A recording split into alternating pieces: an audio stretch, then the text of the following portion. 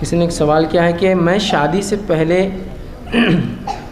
ایک لڑکے کو پسند کرتی تھی، لیکن کسی وجہ سے شادی نہ ہو سکی اور میری شادی دوسرے لڑکے سے ہو گئی۔ میں نے اس پر صبر کیا تو کیا مجھے اس کا اجر ملے گا؟ سوال میرے لیے بہت مشکل ہے، کوشش کرتا ہوں اپنے آپ کو سمیٹ کر جواب دوں۔ دیکھیے، سب سے پہلی چیز تو یہ کہ کسی بھی مومن مرد اور عورت کے لیے افیئر جائز نہیں ہے، تو جو چیز جائز نہیں ہے تو اس پہ صبر کا اجر بھی نہیں ملتا ہے۔ اصول سیدھا ہے، اگر میں حرام کماتا ہوں تو زکوٰۃ دینے کا اجر ملے گا مجھے؟ نہیں، کہ تو کمائی حرام ہے، بنیاد حرام ہے تو زکوٰۃ بھی حرام ہو گئی، ٹھیک ہے، اس کا اجر نہیں۔ اسی طرح افیئر حرام ہے تو پھر اس کا صبر ملے گا آپ کو اجر؟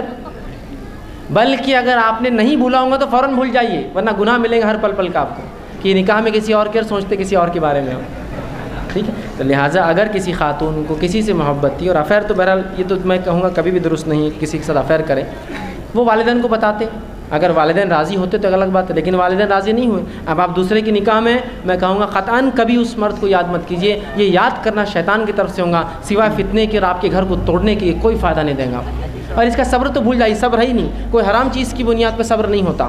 اگر میں سمجھ لیجیے شراب کی کمپنی چلا رہا اور مسلمان میرے کو روک رہے ہیں تو میں بولوں گا میں صبر کر رہا ہوں مسلمانوں پہ، نہیں، آپ حرام کام کر رہے ہیں، کوئی صبر کا ثواب نہیں آپ کو، شراب کا آپ چلا رہے ہیں، ہم تو بند کریں گے اس کو، اس پہ صبر نہیں ہوتا۔ تو لہٰذا اس افیئر پہ کوئی صبر نہیں ہوگا، اس صبر کا کوئی اجر نہیں ہوگا، بلکہ آپ کو گناہ ملے گا، فوراً اس شخص کو آپ بھول جائیے۔ اب جس سے آپ کا نکاح ہوا وہ آپ کا شوہر ہے، اسی کے ساتھ زندگی گزاریے، وہی آپ کا سب کچھ ہے۔ جو آپ کو کرنا تھا نکاح سے پہلے کرنا تھا، اپنے والد کو سمجھانا تھا، نکاح کا نہیں بولنا تھا، اب چونکہ ہو گیا، اب کوئی صبر نہیں، کوئی اس میں کوئی دو رائے نہیں کہ آپ اس کے بارے میں کبھی سوچیں۔ میں آپ کو بالخصوص تاکید کروں گا ایسے تمام لوگوں کو کہ کبھی یہ چیزوں کو یاد نہ کیا کرے، ورنہ ہوگا یہ اس کے احساس اور اس کی چیزوں کو یاد کر کے یہ زندگی آپ برباد کر جائیں گے، اپنی اولاد کو برباد کر دیں گے، آگے چل کے فتنے فساد اور طلاق تک کی باتیں جاتی ہیں، بلکہ خون خرابے ہوتے ہیں اس کی وجہ سے۔